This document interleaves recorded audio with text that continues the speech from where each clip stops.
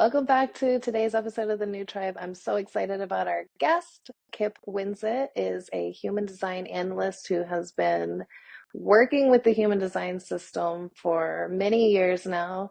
He is an absolute wealth of knowledge, and as a fellow self-projected projector, we always get into a good conversation that takes many twists and turns. We're so grateful to have Kip with us here today. All right. Well, I came to human design in an interesting way. I didn't understand it at the time that it happened, what it was that had actually happened.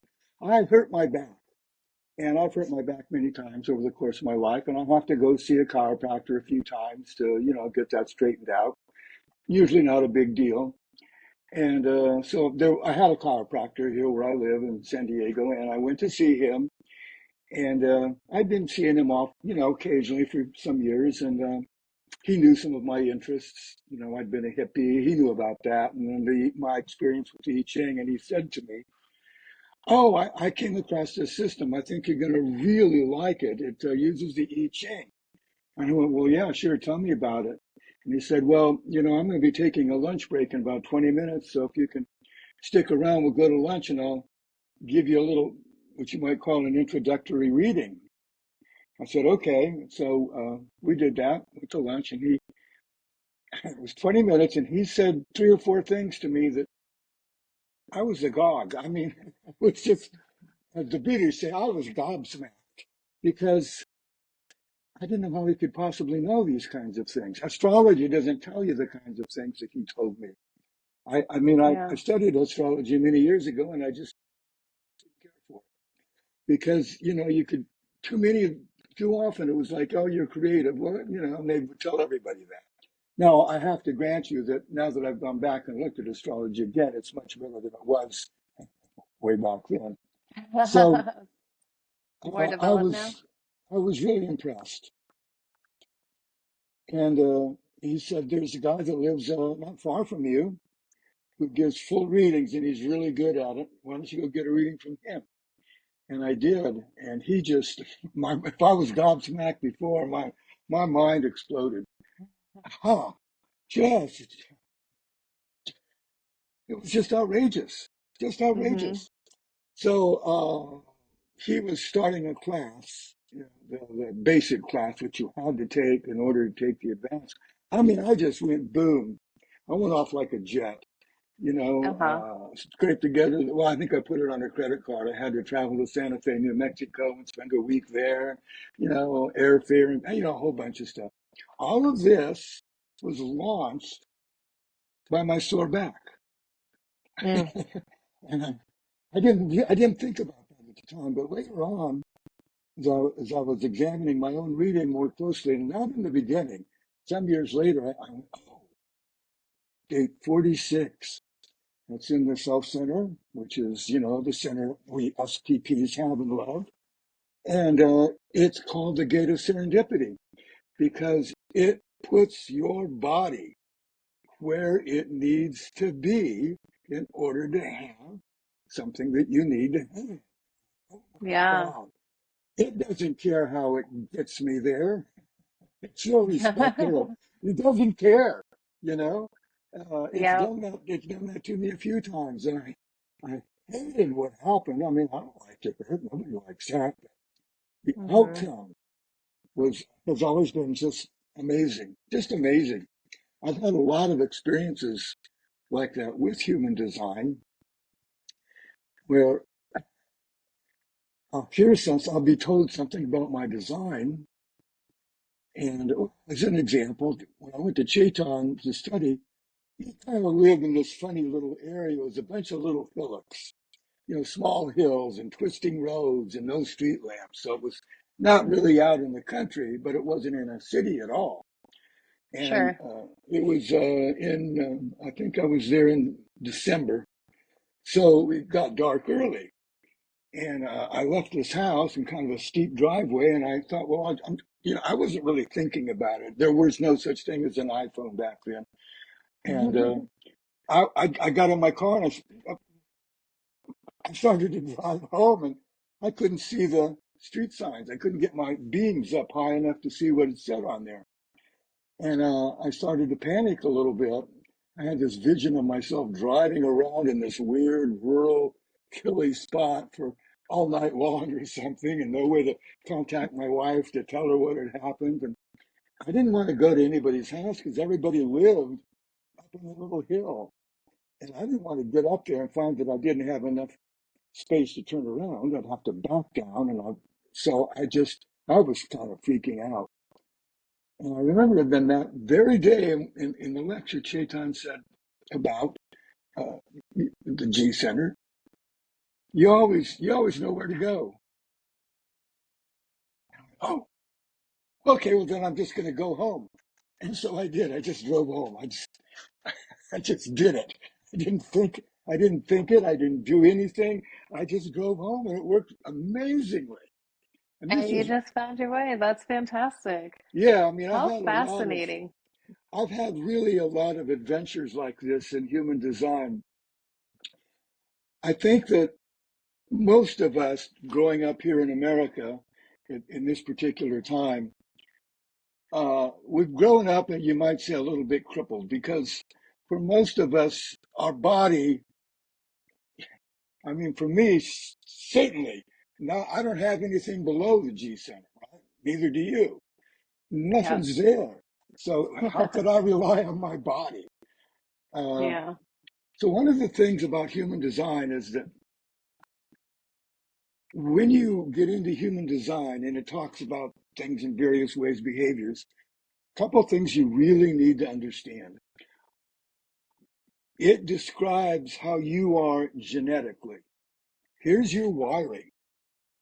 This is actually you, these behaviors that I'm going to talk about, whether it's on the conscious, and we talk about it from two perspectives, conscious and unconscious. So when you're born, come out of the womb into the world, whatever's happening around you, that's kind of the geometry of that, kind of determines the final step in how you're wired. You're Hmm. wired with certain behaviors. Now, you probably don't realize this. You've never stopped to think about it. You're alive today. Now, that means your genetic makeup has been around, most of it, for millions of years. The oldest for 65 million years. Evolution has been testing it and proving it under so many different conditions. People that are alive today, their bloodline has been up to the task for millions and millions and millions of years. So Their when, genetics have yes, sustained, huh? Okay. yeah. Now, if you think about that, wow, what a gift to be able to give to That's people to say, amazing. here is your genetic design. It works. It's been tested. You know, the proof is in the pudding. Well, it's been tested in the pudding for millions of years. All these behaviors, I don't care if that behavior is corruption or lying or, deceit. I mean, you study the animal world, they all cheat, they all puff, animals that really puff themselves Hmm. up, they're not really like that. You know, Yeah. whatever strategy works. And so Oh. you've been given this. You don't have to do anything. You got it. And so what we have done, if you think back to your childhood, the more you begin to understand yourself, the more you're going to see that your design has been playing out since you were a little kid all Hmm. along. It's Absolutely. it has played itself out. You can look back at those memories and you can say, "Oh my gosh, look what an SPP I was. I just did what I wanted to do.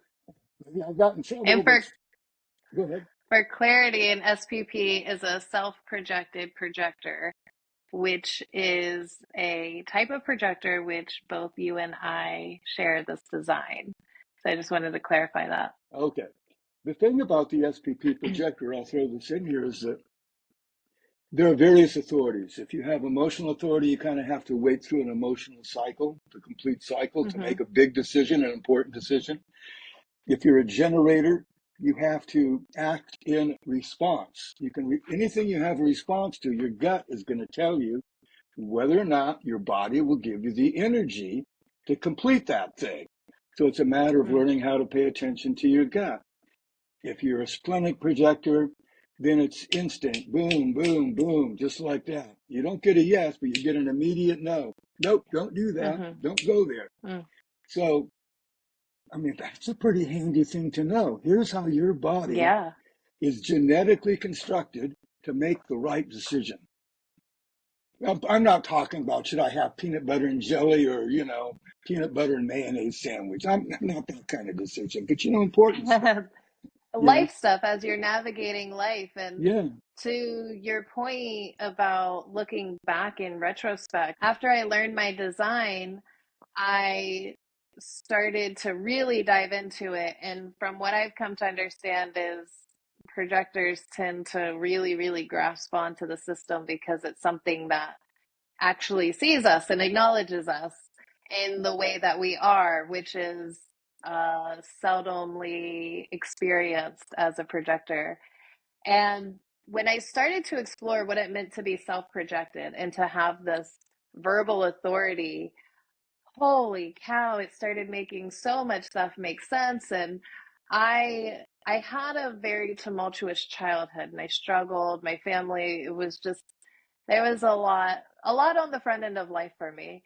And I always struggled with the fact that, like, why can't I just brush it under the rug and move on and pretend like nothing ever happened the way that everyone else can? And they deal with it in their own ways, but I have to talk. I have to talk about things. I have to put it on the table. And, my ex-husband went through quite a time during our over a decade marriage of really, really learning to just be in the space of allowing me to speak. And he was the one, years before I discovered human design, he was the one that was pointing these things out is it's very important for you to talk. It's very important for you to communicate. And thankfully he did give me that space at that time. Um, but once I started to really understand where this burning desire to communicate through things came from and why that created such division for me in my relationships with family members who, prefer not to communicate things. Um, it was like I could immediately forgive myself where I struggled all these years. Mm, Like, why am yeah. I this way? Why am I why can't I just keep my mouth shut and move on like everyone else? And then I found Yeah. human design, and it was like, well, because literally this is you trying to navigate these experiences in an actual real way that's healthy for me. And it's also helped me to understand when to bring up things in conversation and how to do that, or to wait for the invitation, which I think is in even just that was just as mind blowing of a realization. And it was something that I had kind of felt. I noticed in my life that when I began to initiate something, when I was the catalyst of something, it would tend to fizzle out or fall apart, or just it wouldn't come to fruition the way that I could envision. But when someone else did that, someone else was the initiator of something and then I was involved from their invitation, so much more flow, much more successful. And so I kind of started to develop this awareness of realizing, like, I think I'm wasting my time if I'm the one trying to pull people into doing projects or getting things Mm, going. mm. And then again, human design just blew my mind. And it was like, hey, just sit back and be quiet until somebody asks you to speak. It's so funny, because invitations and recognitions can come in many forms. Mm-hmm. It doesn't have to be getting something in the mail you're invited to. It doesn't even have to be those words. Yeah. Uh, but it can be that way. I'll give you a funny story. Well, it's not funny, actually. It's an amazing story to me. Um, I had gotten an invitation to a wedding reception from when I knew her, she was like a teenager. Some friends of mine and myself, we had a big rock and roll ballroom during the hippie era, Grateful Dead and Quicksilver Messenger service. They'd come down every weekend and play. So we were kind of famous in our little area in San Diego. And so we had a lot of people come through that wanted to help and be involved. And she and her sister kind of came at it that way. I didn't know either one of them very well because they were quite a bit younger than I, maybe 6, 7 years. And they sent me this invitation. I didn't want to go because I didn't know them. Wouldn't know anybody there except them, and I didn't know them very well. So RSVP, I didn't. And a few days before the reception, there was a knock on my door, and I answered the door, and there were these two girls. And so I invited them in. I mean, I couldn't shoo them away. And sat there, and Debbie told me how important I had been to her some years before, and how much she wanted me to come to her wedding reception. It was a big Oh, deal for her. wow. Yeah, now you talk about recognition and an invitation all bundled up in Hmm. a personal appearance. And so, of course, I said yes. I mean, after all that, I couldn't very well say no, right? Yeah, absolutely So I not. went. Well, they had it at her parents' house, and they had a big patio. When you walked out of the back door, from the kitchen, there was one step down to the patio. So I walked out and I was standing on that step before stepping down, and I put me up a little bit above the heads of everybody. And I looked all the way across the patio to the opposite side, and I sort of saw in kind of maybe not quite 3/4 profile, I saw this young woman, and it was like being shot with Cupid's arrow. It was Oh, instant. It was instantaneous. It just, whoa. Okay, so I walked up to her, and across the patio, walked up, and I started kind of sure if she turned a little bit, she would have seen me, but I kind of gently stroked her hair. And as she turned to me, I said, "Oh my God, you're the most beautiful woman I've ever seen in my whole life." And she looked at me like I was some kind of nutcase. oh, And a couple of days later, I went and helped her do something. And well, suffice it to say that we were living together within about 5 weeks, and we were married within 3 months of that encounter. Now, that's amazing. and we're still married. And it's been many, many, many years. Well, So congratulations. things can work like that. Yeah. And again, it's this thing of, okay, she didn't invite me, but I had a big invitation to be there. Hmm. Okay. So that's kind Powerful one too. Very yes, yes. clear. Yeah. And so that's kind of oblique. It's not straight up, I Hmm. invite you, to this. Hmm. I had that from them, but go to their wedding, not to meet her. So things happen in the strangest ways. All you have to do is just be open, Hmm. not That is hide that yourself is away. that's something I have really. So I would say I'm 3, maybe 4 years, probably 3 years into my experiment now, like Hmm. really truly working with it. Hmm. And to clarify to our listeners, the human design system functions as an experiment where you get your chart and your information, and then you just experiment with utilizing the information within your design in your real life, such as for myself as the projector, learning to wait for the invitation. And I see this a lot. I like to read up on different conversations online that people have about it, and the way that it's such a nuanced system that everybody's perspective kind of makes it a little bit different. And that's why Hmm. when my friends start asking me questions and they want me to tell them all their stuff, I'm like, first of all, I'm not an analyst, and second of all, just read it. Just read into it for yourself, and you'll feel it. You'll feel what resonates whether it's right or wrong, you can throw it away and ignore it, or you're like, actually, maybe I should figure out what my sacral authority feels like. Yeah, And in my own experiment, I started trying, like, I asked myself, okay, what's an invitation? And I know that some people expect, like you said, a very cordial, clear cut invitation.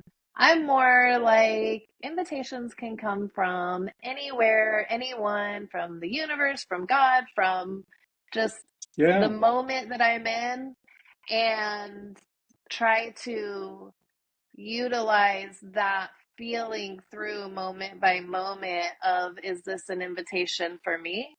And I often find that even though I may have something to say, Mhm. if it doesn't feel like the correct invitation for me, I just don't say anything at all. What's your profile? 5-1. 5'1". Oh God, people projecting on you all the time, Oh, yes. eh? My learning my design self-projected with the 5-1 profile, it made so much sense coming through a difficult childhood as the black sheep of the family, as the problem child, so to speak. Like, everything was put on me, and I actually just did another podcast interview that'll be coming out soon, where the we were being taught by my guests the tapping technique to clear trauma, and it's a really fascinating technique. But I was sharing with them how I struggled so much throughout my childhood because I always received messaging about myself that did not connect with what I actually internally, how I experienced and knew myself. And when I learned my human design and I really started digging into it, it suddenly made so much stuff make sense. And then adding in the element of the chaotic and traumatic environment that we lived in, Hmm. and then me being the one that didn't even know that I was speaking to things that other family members preferred not to acknowledge or speak on. And it was just like a perfect storm of pretty severe conditioning. And as I started to unravel those things just by studying my profile and my design, I it was so cathartic for me. And I'm sure that not everyone has that depth of experience with it, but it finally gave me some sort of link between how am I perceived this way, which is so very, very different from how I feel internally and what my intentions are. And then I realized the projections. Yeah, it's interesting, to me anyway. Projectors never stop and think about the fact that they're called projectors. And you know what a movie projector does, right? It Yeah, projects projects images the onto a screen. image. That's Yeah. what we do. We have an internal vision of how we want things to be or how we think they are or whatever, and we project this Mhm. onto the world. And Mhm. some people don't like what we project. Yeah. Okay, so you don't get invitations from them. You don't get Yep. recognition from them. I think that's what makes this kind of important. This recognition aspect, particularly, is that, oh God, I came from a tumultuous, really tumultuous childhood. And I also grew up during this Uranus-Pluto conjunction from 1960 to 72 that was just sent the world into this total chaos. I mean, all kinds of Uh-huh. assassinations and, women burning their bra. Everything was changing. And Yeah. navigating that was really a trip because my design was that for the first 30 years of my life, at the profile I have, the 4-6, I had to bump Mhm. into things. I had to bump into all kinds of things and try them. And I did. Oh my God, did I ever? I bumped into so many things. By the time I was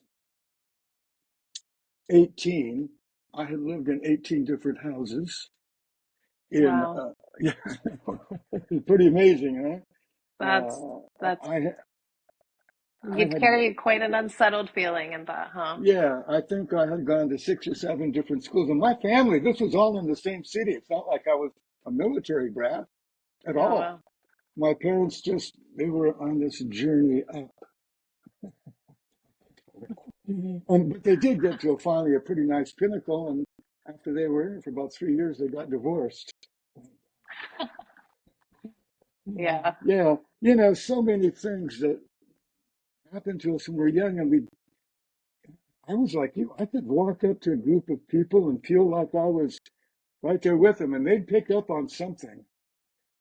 Just wasn't like other people. It just Hmm. wasn't like them. Nobody that I knew as a kid really wanted to talk about it. Well, I take that back. There were a few, I was good at talking with girls when I was a teenager. I would call them up and we'd talk on the phone for hours with guys. They had nothing of interest to say. Maybe they say it to girls. Maybe they save all that for girls. But I was kind of amazed at that. I've always found it, well, of course, I was raised for the first 3 years of my life by my grandparents. And I spent many summers with my grandmother and some of her sisters. I played cards with old ladies on super hot days in the desert for many summers. So I just got used to that kind of. My grandpa wasn't a talker, but old Yeah. ladies like to talk. Oh they yeah. Oh they yeah, love they it. do all the talking. Yeah, right. So I'm sure that was a great environment for you to have lots of conversation. Yeah, and Yeah. this was a small town, population 90. There were hardly any kids in it, so and I was a really outgoing kid, so they just loved me. I could walk down the road to go play with some kids, or on the way, I'd stop into the house of this guy called One Lung Bill. He only had one lung because of working in the mines there. And so he couldn't really Wow. get around, and I would stop in and visit with him. I did that all over town. I was like, everybody just You knew loved me. everybody, huh? Yeah, they That's all loved me. awesome. So Good. thank God for all that because it helped offset the mindless cruelty that I grew up in. And At home, yeah. I look back, like I said, and I go, oh man, did I get the perfect design to deal with what came my way? Yes, I did. I'm so, I have much more gratitude for my design yeah. on this side of my childhood. We we spoke about the profile. Can you explain a little bit of what the profile is? So I'm a 5'1", you are 4'6". Hmm. Okay, Yes, they're so what makes a based, profile? well, it just, all it is whatever we have these two columns of numbers on your Hmm. chart, one on the left side in red, one on the right side in black. The numbers on the black side refer to the behaviors that Hmm. you are aware of. The Hmm. ones on the left side, unconscious, refer to behaviors you're not aware of. And by the way, you don't need to be aware of them. They're kind of like your safe spot. So Okay. you just take those numbers are represented as 1 to 2 digits, followed by a decimal, followed by a single digit number. So that's And single, those are based on the planetary positions at birth and 88 days prior to birth, correct? right, 88 degrees, Okay. yes, Okay. approximately 3 months. And Okay. it's on that side that all your ancestral behaviors kind of get turned on, your specific ones, because your body comes with DNA, not just Hmm. yours. We have access to everything. Now, whether or Hmm. not we're supposed to get into everything is a different story, but some of us probably are in Hmm. various ways. There's always some people get into doing LSD and like raw. He was big on that. Have you ever done any of the psychedelics? I have done, I work with sacred medicines, so psilocybin, ayahuasca, bufo. And I am actually getting ready to go into training on the 1st of March to become a bufo facilitator, which is a toad venom. And the active compound in it is 5-MeO-DMT, which is the most powerful known psychedelic that we have. So I am a little bit familiar, but I've never experimented with any of the synthetic psychedelics. Oh, yeah, like I mentioned, I was a hippie. I Yeah. I started taking LSD before it was illegal, Yeah. and it I've heard amazing things that like people have such profound, incredible experiences with it. yeah, I just approached them more. I'm an herbalist and I yeah, utilize plant medicines, and the sacred medicines go hand in hand with that in my perspective. yeah. There's nothing, that's a perfectly valid way to go about it. Have you read the Don Mhm. Juan book, the Castaneda books? No. I think you might enjoy those because there's two big characters in it. This guy named Carlos Castaneda, who was a he was working on a degree in Native American plant medicine. He was at UCLA working on his PhD. So one summer he went to Arizona, southern Arizona, to try and find people there who understood the medicines that were being used by that Native American community there. And he found this guy named Don Juan. And Don Juan was very much into plant medicine, psilocybin, through the mushrooms. He called that Hmm. the little humito, the little smoke, and also peyote. And Yep. the books are amazing. I was living in Williams, Arizona, when I read the first one, The Gateway to the Grand Canyon, so about 30 miles from the Grand Canyon, and going to Native American church ceremonies, which last about, well, they start about 7 o'clock at night and go till about 7 o'clock in the morning. Yep. with This is with peyote, and Yes. the star peyote that I had to go to Texas to get. And it was quite amazing. And then I started reading this Don Juan book. What Don Juan was teaching Castaneda what you can do with these medicines, Oh, that's amazing. other than just have your mind blown, which Yeah. is good enough because it's pretty everything. I I will absolutely read those. That sounds fascinating and right up my alley. Yeah, And I think you'd love it. my first experience with any type of psychedelic or anything, it was not for the purpose of like tripping or having a psychedelic experience.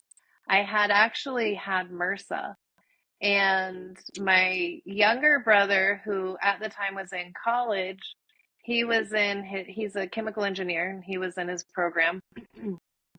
And he had had MRSA, I think, 2 or 3 times. And, once it's in, you can outbreak and it gets worse and worse. Oh no. And on his third outbreak, he coincidentally went that weekend and had mushrooms with his friends. Comes back to the doctor the next Monday, the university clinic, and the doctor's like, I don't know what you're doing, but I have never seen MRSA recover this quickly. Like the healing process just completely, the process of the infection reversed once he took the mushrooms. And Wow. so about a year later, I had MRSA and I went This is that through, skin eating disease. It basically eats all your skin. yes, Wow. yes. It's the I can't think of the M, but it's basically staph that's resistant to antibiotics. So in order to treat it, you have to use extremely powerful antibiotics.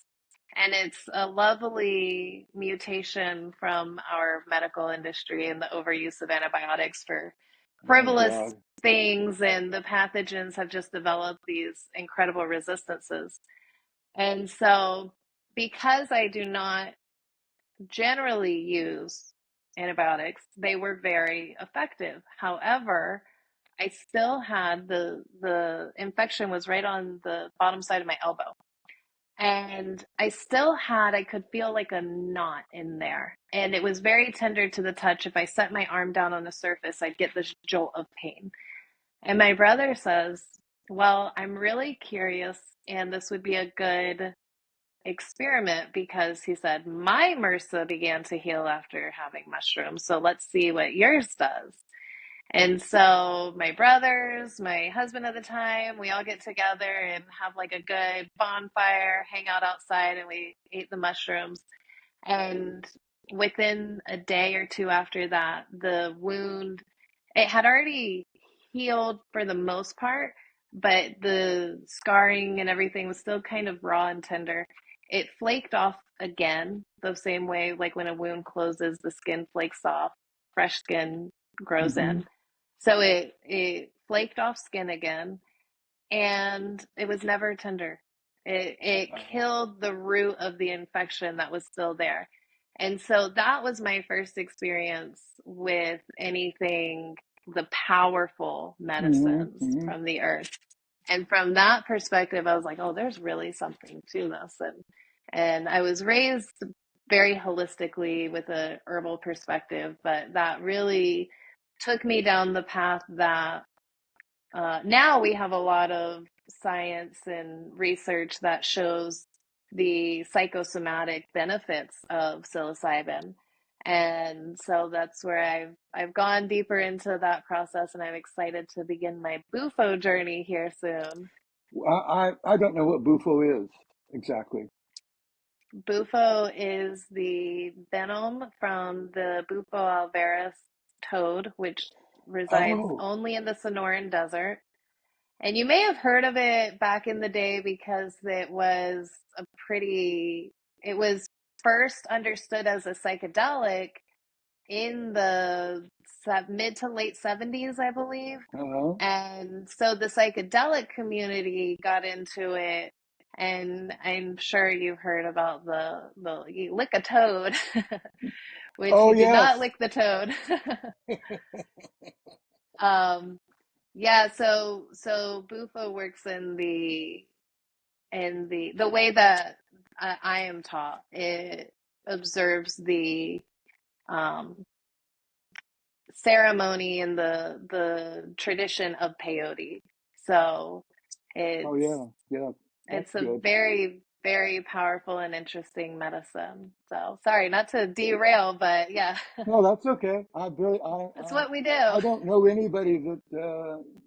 You're the first person I've ever heard talk about the medicinal aspects of what I just thought was a way to get straight, a way to Well, see and reality. it is. That's why these medicines are so powerful because they, I mean, so many people have used these things for many years for trauma and PTSD and psychological, like you said, a way to Hmm. get straight, a way to connect to a higher Hmm. consciousness, a way Hmm. to, really develop your awareness of the life that we are in and what it Hmm. is. And What it really LSD, I is. know, played a tremendous role in that during that time that you were growing up in the hippie era. I didn't grow And up in the which hippie era. I said you were growing up. Oh, I just say, my God. Oh, if only I could look like you. I may have lived a lifetime during it. I don't know. I could see that. But yeah, my passion is understanding how these medicines can be used holistically for mind, body, spirit, and the healing properties, the expansion, just all of it that these incredibly powerful compounds that the earth has provided for us. So when you get finish your training, you'll be licensed to work with people using Bufo. Yes, sir. Well, I think I want to have a session with that with you. All right, we'll set it up. Okay. Yeah, it's been many years since I have taken anything like that. It was very hard for me to get straight, and Hmm. I don't want to put that too much at risk. I don't mind a little bit of Hmm. risk, but yeah, I don't need. Before I like to take LSD in massive doses. massive. Really? Well, the common get you out of your mind dose was 500 micrograms, and I would take 2 or 3 thousand. Oh my gosh. Yeah. Was there ever any sort of I have no experience with LSD, so What it was does there any basically, it takes away all the filters that you have erected between Mhm. you and the physical stimuli coming to you from inside Mhm. and outside, so that Mhm. you finally see what it's actually like, not what all the trips that your mind has created it to be. Yeah. You Yes. know, it's your mind has worked double time making you think it looks like this. Well, it sort of looks like this, but well, one of the things people talk about is that they see everything is moving. You know, it Yes. looks like it's breathing. That's the rods and Mhm. cones in your eye. That's what they do, Yes. expand and contract. And all of a sudden you're aware of that and you go, oh, that's how it really looks. That's how I actually see it. I mean, I translate it into this static image, and we do this with all the sensory data that comes. I get it. If you're stoned and acid, you can't really do any kind of serious work. Yeah, I'm sure. You, you know, uh, it's you can barely do anything.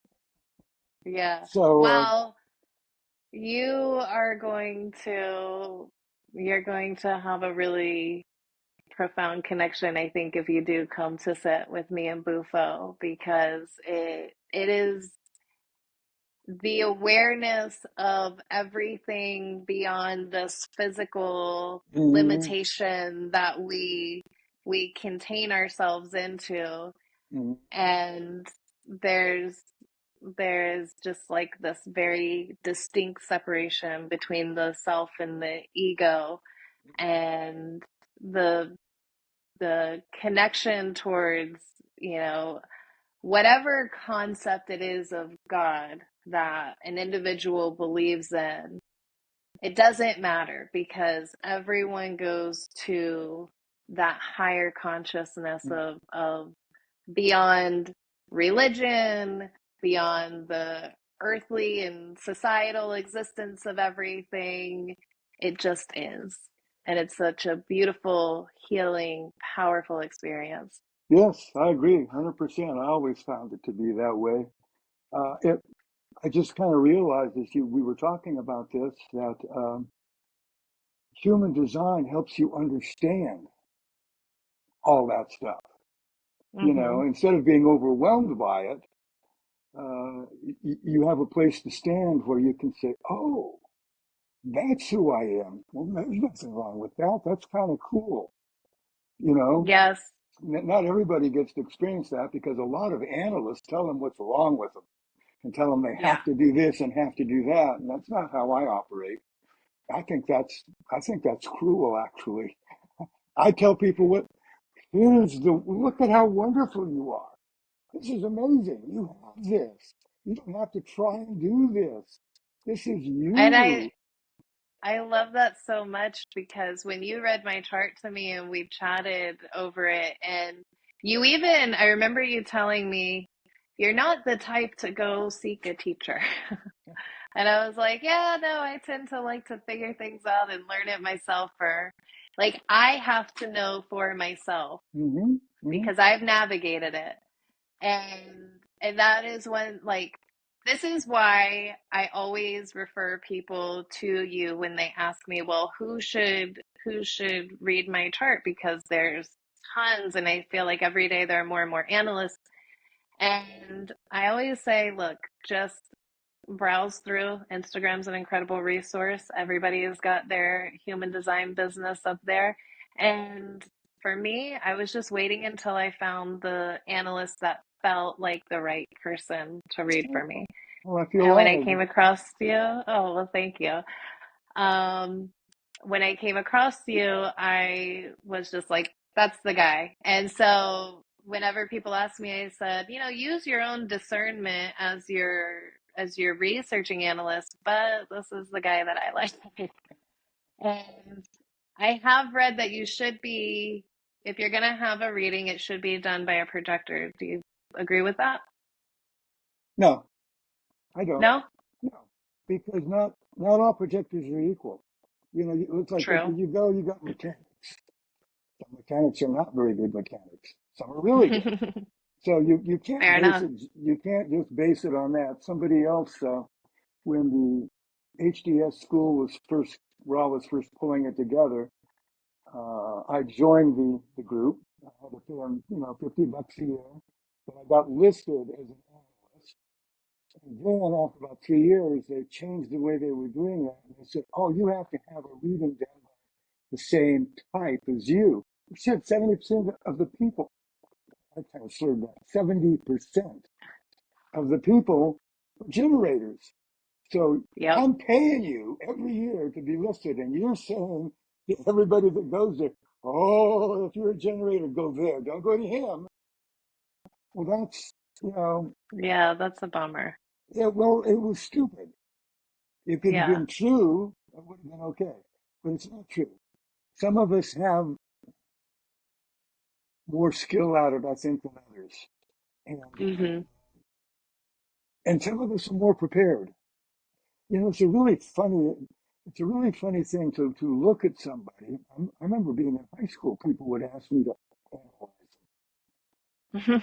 And I would, but I didn't know anything about mercy, didn't know anything about gentleness or kindness. Yeah, I can relate to that. I wasn't raised in that, so I would tell them the harsh truth. And of course, they Hmm. didn't like that, and I don't blame them. I didn't know any better. But I learned, you know, Yeah. to be more gentle with that sort of thing. Have to deliver it a little better. Yeah. I can relate to that pretty strongly because it took me a very long time. I was probably in my late 20s when I realized, oh, people don't actually like it when you tell them the truth. And for me, the truth is it is my path. Like I have to Hmm. be truthful and Hmm. honest with myself. Hmm. That's how I know that I am on the right track. And if I'm not being truthful and honest with those around me, then I'm getting in my own way with my connection to myself. Hmm. And my grandmother told me this a few years ago. We were having a conversation and I was struggling with some family things and she was like, "Well, you know, Megan, you're not easy and you tell everybody what they think. And everybody knows if you want to be told what you think or what you feel, just ask Megan." And I'm like, "I'm not trying to do this. Like this is not in my intention." But it also I understand why that reputation exists because it took me, almost 30 years to realize that even though I want absolute truth, like give it to me as real as it is, not most people do not want that. Oh, right. So is that like a SPP thing? Yes. Yeah, Is it? almost everything you said is an SPP thing. Yes. Okay. You, as an SPP, you have to be true to yourself because you get really messed up with you. You have to be honest with Absolutely. yourself, you know? You Yeah. have to, you have to find your path and stay on it. You got to be Yeah. absolutely 100%. And what's, what's interesting is that for the kind of profile that you have, people are always projecting onto you something very different. People don't see you very clearly at all No. because, you attract the projection. You don't, I mean, it's not deliberate, but your Hmm. very aura says, "I can help you." Yeah. You can't help everybody. You have to pick and choose who it is you want to help. And so it's very important that you be you, and not go off and be somebody else just in order to help this person over here. It's so important for SPPs to come Yeah. to terms with that because particularly if you're trying to make a living, it's easy to say, well, maybe I'll just cut a few corners here and this isn't the right person for me, but that's okay. I see people do that. It's a, Yeah. it's hard. It's a hard thing to be alive today in some ways. We've had systems that took care of us much better than they do now. We've got Yeah. Society offices trying to tear down every social safety net there is. Well, that's very harmful to a lot of people.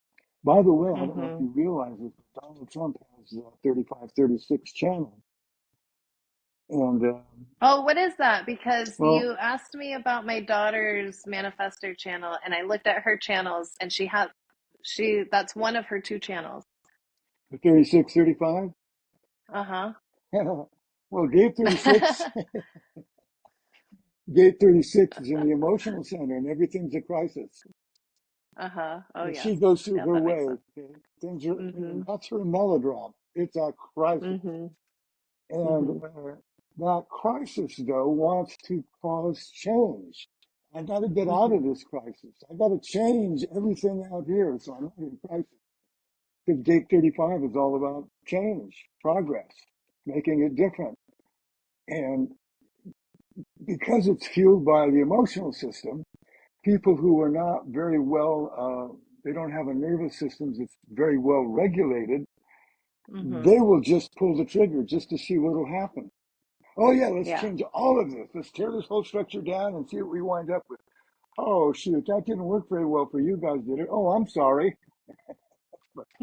Whoops. Oops, yeah, right. But witness what this guy's doing. Now I can't stand that. But he is accomplishing some things that I actually think have Yeah. value. And I'm shocked Yeah. to find that. Just, I try and be really open-minded just because I look at something and go, wow, how can you be this person? I look at Mm-hmm. what follows what he does. Lots of times it doesn't work. Exactly. Most of the Yeah. time it doesn't work, but sometimes he really I nails it. feel like isn't that sort of the MO of the politician, regardless, is they try things and then a lot of times it just doesn't work. And I Yeah, try to I try to view it as, and this is not to say that any one person's opinion is right or wrong. Like I've never been registered in either party. I don't like to mm, identify with either one. Um, my personal perspective is trying to be less connected to the system and less dependent on the system. yeah. And so, in these moments where the system's being shaken up and taken apart and changed, and we have no idea how it'll be put back together, if I'm not dependent on it, then I can continue to navigate my personal life and take care of my family without a tremendous amount of um oh, what is the word I'm trying to think of? Without a tremendous amount of effect from Hmm. whatever is being done in DC by people who don't even live in the real world with the rest of us. And I can truly just be like, you know what? Okay, like do what you're gonna do. My heart goes out to those who are dependent on it, but not to get too political. um, I am a very firm believer that the more space we put between ourselves and any political Yep, yep, system yep. or organization, it will only serve to benefit us as an individual.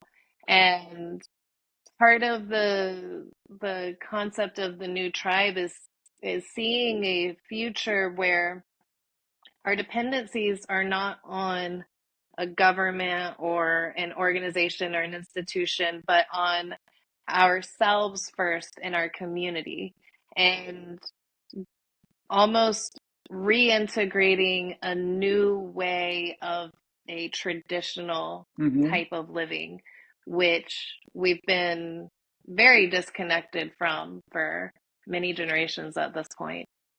It's true. We have been. I'm curious though. You don't have any tribal circuitry in your design that's activated. None. So I'm curious as to why you feel this connection to the tribal structure. It's not so much the tribal structure as, so for me, the concept is, think of a traditional tribe, everyone has, in order for the whole to survive and to function, everyone has to contribute to the whole. Hmm. Whereas now we live in a world where more people live in single person households than ever before. We live in a society now where we don't need the community for survival, but the community can now be tapped into for our thriving, for our expansion and growth, Hmm. where it's less necessity and more intention. And so it's not as much the tribal aspect is the important part. The important part is that the more whole, the more developed, the more in tune and connected the individual is. It Hmm. doesn't matter what your tribe is or who your tribe is or where you how you come together and who they Hmm. are, whether Hmm. it's your Hmm. family, friends, community of whatever source, the more whole we are and the more connected we are to ourselves as individuals, the better our tribe will do, the better our community will do, the better our families will do, the better the entire collective will do when we take what has been really conditioned as being selfish. Like don't care about yourself. You got to care about everyone else and everything else, and then we have these bleeding hearts Right, all right. over, and then we're fighting over things, and we're thinking it's just like, actually worry about you. It's okay to worry about you and your family first and Yep, foremost. yep, yep. And then you actually have something to contribute. And so that's why politics to me, it's just getting a lot, it doesn't matter what side it is, it's just Yeah. Oh, twisting people up and pulling everyone away from the point is that we are much stronger together. But I think that for me, it's much more the probably the G center is that connection to the self is the right, right, foundational part of right. the tribe, Wow, which is the new part. you really explained that really quite well. I'm impressed. Good Why, thank job. you. Good It's in job, my because authority. I mean, you've said some things that I haven't thought about, and I always like that because, my mind loves to be active. I've got Mine too. so it really is, it's always interesting to me when I get new things to think about and go, wow, look at that. Wow, I wasn't looking at it that way. So good. Yeah, no, I appreciated that. Well, Way to go. well, thank you. I Yeah, sure. appreciate that very much. And Yeah. that right there is my entire desire for this podcast. And this podcast is an example in real time for me. The new tribe is, I'm doing this for myself. I'm doing this as part of my own Hmm. experiment to create this Hmm. space where Hmm. I get to speak, I get to learn, I get to connect with people. Selfishly, it's a fantastic experience, but I also know that I'm not the only one that can benefit from these conversations, Hmm. this Hmm. information, the the things that my guests have to share with our audience. I want to share it all with everybody. And so for me, the reason I named the podcast The New Tribe is because that is what this is Oh, oh. me being in my experiment, in my path, focused on myself and sharing it and putting it out to where you can now have this thought that you're going to ponder on and take it and do whatever you do with it. And it makes no difference to me if it's good, bad, or ugly. That's what you need. And it's going to serve you some way or another. Obviously, I hope that that people take good from it, but Right, as right, we've already right, right. discussed, we understand that sometimes the things that we perceive as negative actually put us on the right path. That's right. And Just like so, my body hurting my back exactly, to get me to exactly. where I needed to be. It's kind of very few people understand how important it is to do your thing and not be focused on the result, what other people make of it. Most Yep. people get really caught up in that, and I certainly did for a long time. And Mm-hmm. and it was human design really that kind of turned me loose, paid for my freedom, you might say, from that. Oh, I like that. yeah, it doesn't, it, yeah, it's going to be me. Exactly. I will say what I have to How say. you were designed to Yes, be here. yeah, yes, yeah, You showed yeah, up and this is who you are. So just be yeah. you and trust that when you are your most genuine self in your most authentic purpose, then you are going to naturally provide to others what they need, which take our initial connection was, I was in this space where I'm looking for something, and when I first discovered human design, I cannot remember how I came across it, and I look up my chart and I'm like, this is like hieroglyphics to me. I have no idea what this means. I don't have time to learn it. So I just kind of like pushed it to the side. And then I think it was about a year later, and it was the first time that I sat with Bufo, the medicine, and the facilitator who served me, she used human design when she would serve people because for her, she liked to kind of understand their energetic presence when she goes into the space with them, which is this medicine has a very powerful Hmm. energetic environment. And so she started talking to me about my design, which then she started explaining a little bit to me, and that really sparked my interest. Where I was like, okay, now this this graph that makes no sense to me and these words that have no meaning to me are starting to get like develop a little clarity. And it was at that point that I just went off the deep end. Yeah, it's this is part of why I don't have an elevator speech for human design because it's so complex. What it does Hmm. for you kind of depends a lot on you. You know, Yes, it's not I like can this is agree with not that. like some kind of magic bullet. You know, this is not the silver bullet from the Lone Ranger or anything. This is here's it's kind of like plant medicine in a way, I think. You know, it truly it yeah, is an introspective guidepost. yeah. And if you can genuinely connect to it, then you can start to become, that's not even the right way to say it. If you surrender to your design, you more and more are who you are. You know, in other Oh, words, yes. I you like don't that. you don't have to go out and, oh look, I'm an SPP, so I have to do SPPing. Yeah. Well, and I There, feel like it also liberates you yeah, from, let's say, as projectors or reflectors, um, we live in a world that it's like, just go for it, just hustle and grind and do it and da da da da da.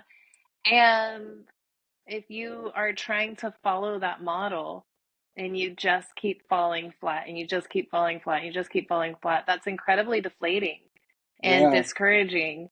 And then you can internalize all of those failures of like, I just am a failure because I'm doing everything that I'm being told to do, the way I'm being told to do it, and it's not working out, hmm, and I'm speaking from experience.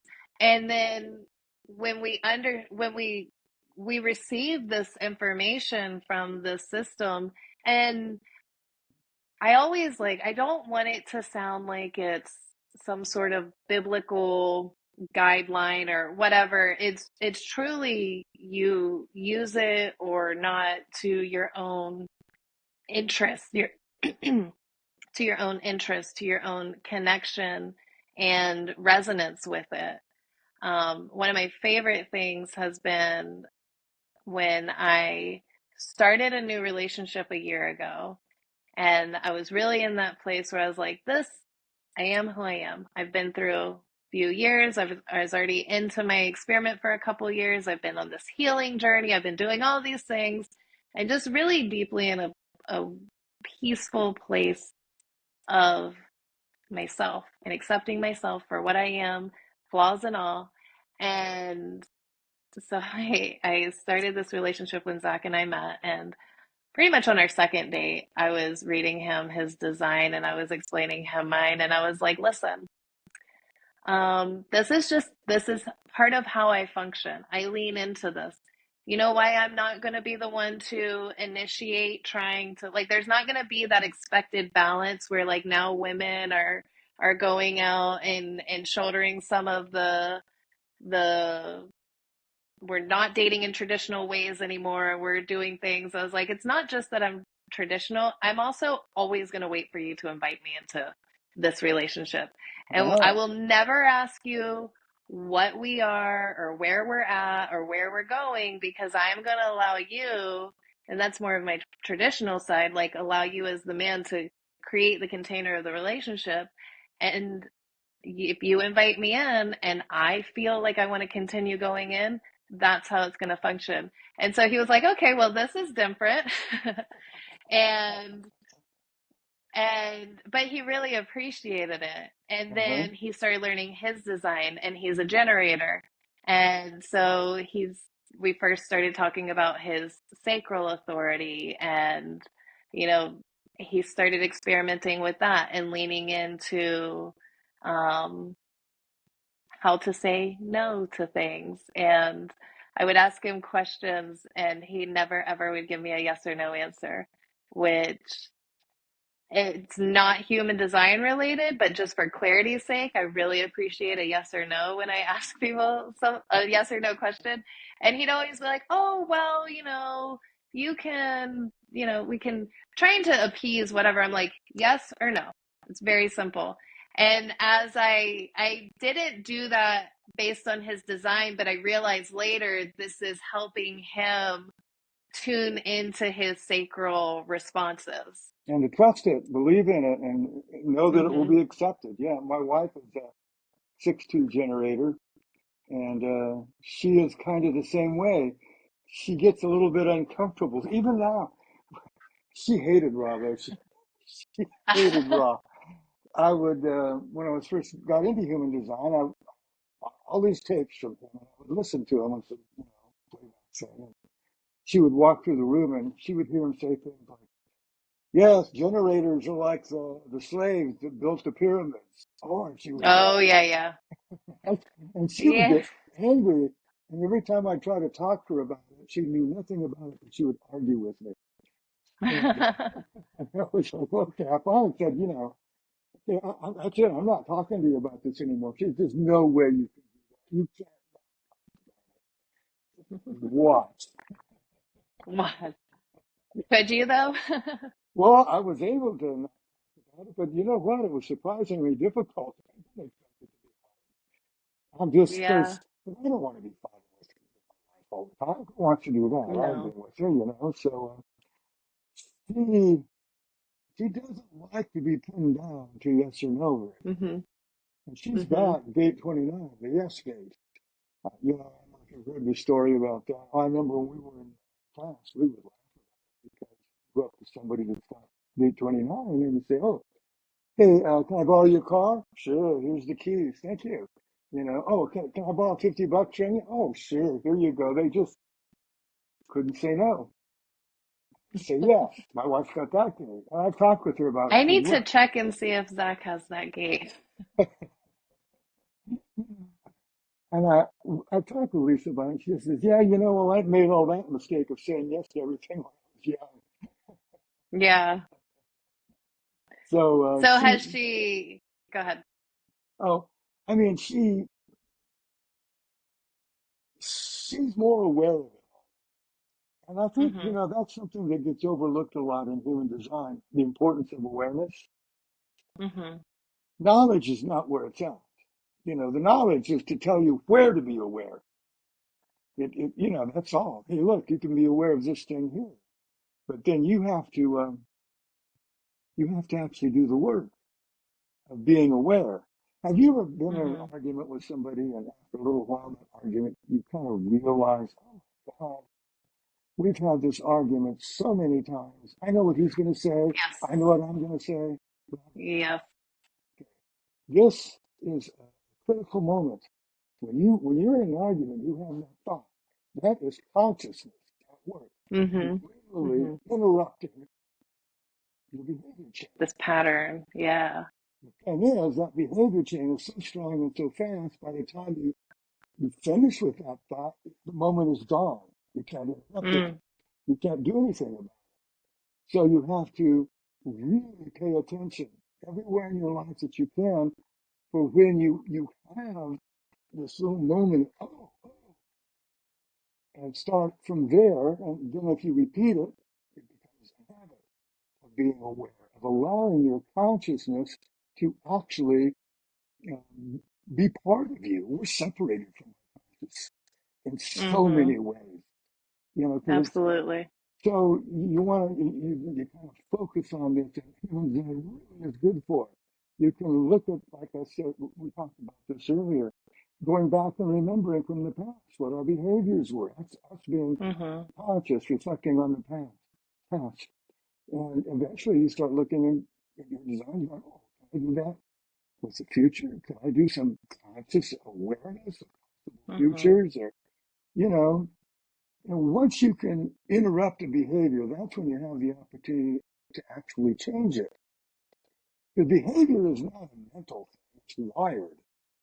It's Mhm. built in, you know, it's in your wiring. Mhm. You repeat something over and over again, you build a whole neural pathway Mhm. for it. And that thing doesn't want to die. We call that conditioning. You know, most conditioning is good. It's useful. We couldn't survive here as a member of society if we couldn't learn via conditioning. Complex. So it's Yeah. just, you know, we can learn that way. But if we forget how important it is to be aware, then we cheat ourselves into the possibility of, for lack of a better word, mutation. Hey, Yes. this is part of the experiment. What happens if? What if I do this instead of that? What if I do? And when you kind of get into that method of acting in the world, Mhm. slowly your behaviors change. Not because you're trying to, you don't know what you should be. The word should, because that's not a Yeah. part of it. And you say, well, I'm going to change. What are you going to change into? No, I'm going to be 6 feet tall. If you're not already 6 feet tall, you're not going to get there. That's just a kind of a silly example, but it's, you Sure. know, if you put into yourself the idea that I'm going to become this kind of person, you're just hurting yourself. You know, what you want to Yeah. do is put into your mind, I want to become me person, the person Yes, I I love am. that. So, I and, love that, that. and that's why the awareness aspect is so important and why human design. Because who would ever sit around and just kind of think about what's my Yeah. authority? I don't think we even have the awareness of an authority. Uh-uh. Like I am a very introspective type of person, and I turn things over, every Mm-hmm. different aspect.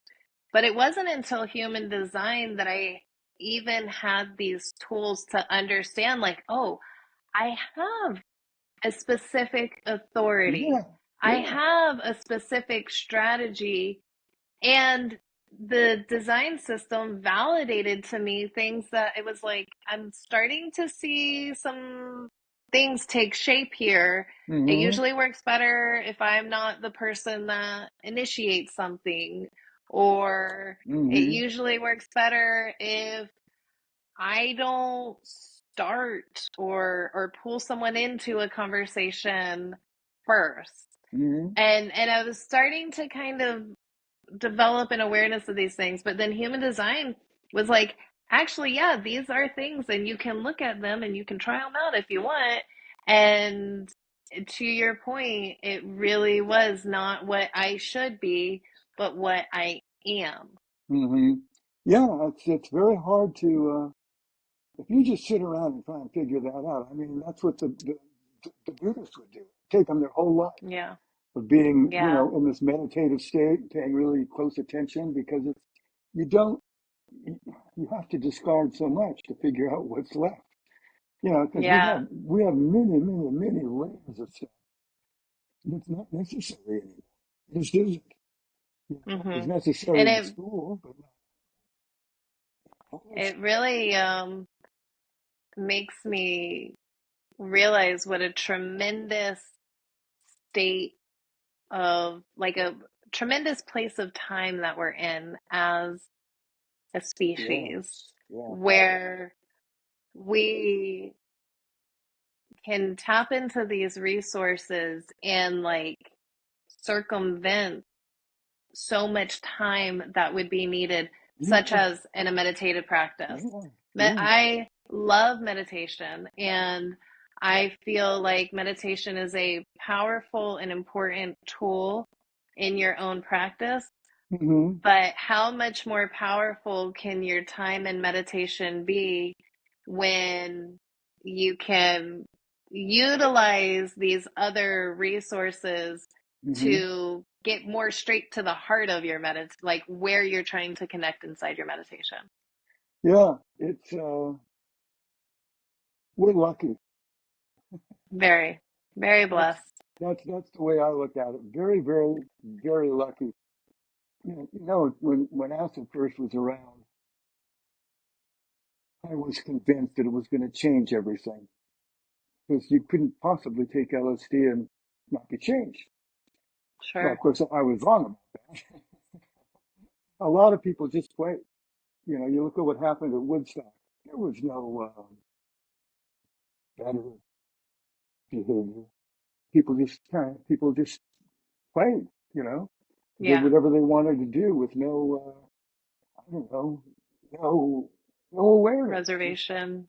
how are you gonna find where it is that we have to change? I mean, I can remember daydreaming about buying a gallon of it and putting it into the city water supply. Could you imagine? Well, unfortunately, I can't imagine, and that would not have been a good idea. I just, No. I just so I desperately, understand yeah, the intention though is yeah. to give everybody a little something. Well, I hate to cut us off here. I know that you and I can just go into conversation probably for hours, Well, so could you. but That's what I like. I find you a great conversationalist because you say, you talk, you don't wait for me to give you permission to talk. I like nope, that. nope. My It's a dynamic back and forth. You it's an listen, you actual talk. dialogue. I love Yeah, it. yeah, me too. We both have very fine-tuned voice boxes. Yeah, I like the way you say very fine tuned. No, it's really great. It really is. It's been really a pleasure talking with you. And I'm going to spend some time thinking about this new tribal thing and what you're saying with it. See, I know really a Okay. lot about the tribal circuitry, really, really, really a lot because of a woman that I knew who was a Hmm. very famous anthropologist in the United Kingdom who delineated these things. People think Ra came up with the circuits, the collective and the individual and the tribal. Nah, it's from cultural anthropology is the source for that. And Yeah, that makes sense. so, but you've expanded my view. That's really cool. That doesn't, Wonderful. yeah, I'm Oh, very thank happy you for so that. much. Yeah, it's just wonderful. It's so cool to be alive today. Isn't Truly, it? it is. That It is is. my whole like path is like I get to be alive and I want to live and I want to experience as much Yeah, yeah, yeah. of life while I'm here and I want to experience as many dimensions of life as I Hmm. can while I'm here. And and so it's just a beautiful journey. And I'm so grateful that you are sharing a little bit of it here with Hmm. us on the Hmm. new tribe. And I Me hope too. that we can have you back on Sure. in the future Yeah. because I just love your insights. I would love to be a guest again. It's been a marvelous time. Really has. I'm not, just buttering you up here. really. Well, I appreciate that. Thank you so Yeah, much. it's been great. And for our listeners who are interested in understanding their human design more thoroughly or at all, how can they get in contact with you? Well, I'm on Instagram, uh, Hmm. Kip Winsett. Also, it's, I mean, if you type that in, you'll find. Usually, it comes. I have a personal site, but I don't do anything on it. Human Design System Pro All right. is reliable 100%. I have a website under the same name, so you can. And I do write a fair amount of blogs on the website. I post pretty regularly on Instagram, and the material that I write is good. You can trust it. Oh, it's fantastic. I can vouch for that. I Yeah. dove deeply into your blog a couple of years ago, so I probably need to catch up on some new postings. I'm moving into Substack a little bit. The question is always time. I've got so many. I'm supposed to be a projector and taking naps all day long and stuff. I'm usually busy. I got a lot of things I'm Yeah, interested in, so well, I understand that. yeah, it's so much happening. You know, when I talk with you and people like you, I have a there are a few women that I kind of talk sort of semi-regularly. You know, when I do, I realize, God, you know, you guys give me so much more hope for the future. Oh, good. I Yeah, appreciate that. it encourages me to have a little more trust that things are going to work out okay because your generation and you know a lot of people in it are, I think, going in the right path. And you I know, agree. I think that we've seen the alternative and we're kind of like, let's go our own way and let's do yeah, that yeah, yeah, together. And yeah. as much as the world at large and the world stage wants us to really resonate in fear of what's to come in the future, I think that the more we pull away from those systems and really connect to our community and the like-minded people around us. Hmm. And if they're not around you, then that's probably a pretty good indication that you need to change your surroundings Yes, and yeah, those yeah, that you connect with. yeah. You But have to have I'm a nourishing environment. Absolutely. absolutely. Thank you Yeah, so much for being here, and I look forward to having you on again. Maybe we can set up something yeah, in the summertime in a couple months sure. and also to serve you bufo. So we'll connect over that. Yeah, yeah. Let me know what's happening with that. Okay. Absolutely. We'll be in touch. Okay.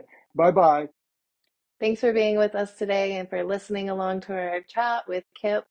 If you are interested in learning more about your own human design, I highly recommend you reach out to him. He is an incredible wealth of knowledge, and as you can tell, he's always a fantastic conversation. And I can't wait to have him on the podcast again in the future. Thank you all for being here today. And as always, go with love.